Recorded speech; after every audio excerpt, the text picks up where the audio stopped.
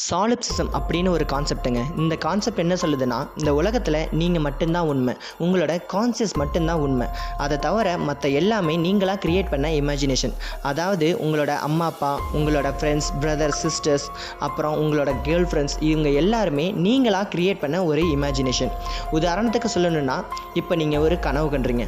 அந்த கனவுல என்னென்னமோ சம்மந்தமே இல்லாமல் தான் நடந்துகிட்ருக்கோம்.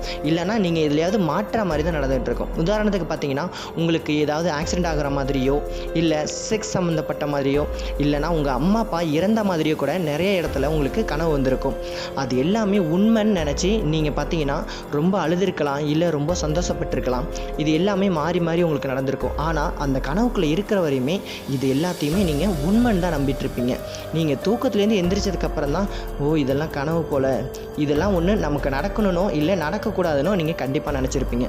இதை தாங்க நீங்கள் சாலிப்சிசம் அப்படின்னு இந்த கான்செப்டுக்குள்ளே கொண்டு வராங்க. இந்த கான்செப்டை பற்றி நீங்கள் என்ன நினைக்கிறீங்கன்னு கமெண்ட்டில் தெரிவிச்சுட்டு போங்க.